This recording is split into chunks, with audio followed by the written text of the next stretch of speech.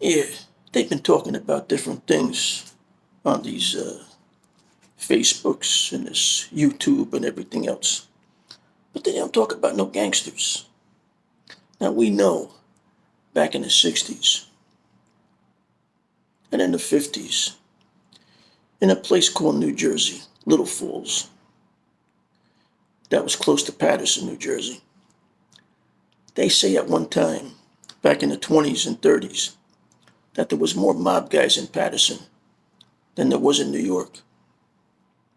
Now my grandfather, Samuel Gilberti, or Giliberti, he used to go to the burlesque up in the city because they had that stripping stuff over there, which they didn't have in Paterson and that.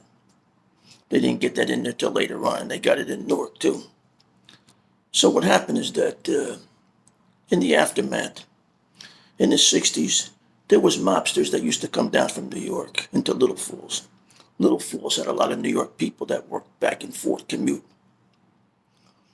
Now we know about the Giliberti family. You know also that at one time, my dad, Alberto Giliberti, I wrote the book about him, that one about the new Christian, how important is man to the devil. I had some stories in there that he told me and that I knew about. The one I like is they asked my dad to drive a truck from this guy. He came to me, he was a mob guy. And my dad said, no, some other guy did it. He got caught. He went to jail and eventually he ratted. Now, when he ratted these guys out, they gave him 10 years of life. He had his dad passed away. He had the bread business. He used to go on the route. And what they did is they watched him.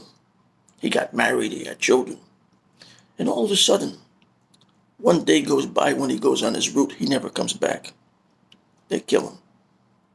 I remember my dad told me that happened in Paterson. And then also, another story, that's a good story too, is Connie Francis, her brother. He owed money to the gamblers, I think. And he lived, I think, in Little Falls or in that area. And he went to the mailbox to get his mail. They must have been watching.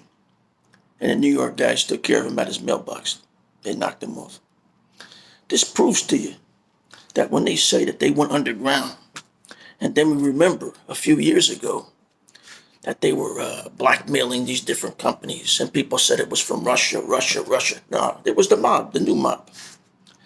They blackmailed to get money by getting in, tampering with their emails and with their mail and whatever else, because everything's on the computer. And they made them pay ransom that way. That's the new way of extortion. Before it was going to the stores and telling the guy you got to pay protection or your place won't get busted up or burned or whatever. Now it was the computers. And since we got wise to it, they'll go into something else. But they made billions off of that. And the blame was put on China and on Russia. But it was the mobs. You see how things work nowadays? Things work with this computerized age. It works now that you can do everything sitting in an office. You ain't got to go out no more and have people see your face and know what you look like. You can do it from the office. Everything can be done that way. And that's the new mob. All computer nerds. Wife and kids, their job is to extort. And they did it to many companies so far when they got wise. And these companies paid millions and millions and millions. And also, with the gas. When people go to electric cars, they'll own the electric deal. Anywhere they turn, the mob is going to be there making $1 off you. Because the people can't get rid of them. You can't get rid of something that was around for over 100 years. They're like the rats. You're never going to get rid of them. Or like roaches. You're never going to get rid of them. You can't stop people from crossing the border, and they can't stop the mob from making $1 bill. They ain't got to worry about no damn drugs.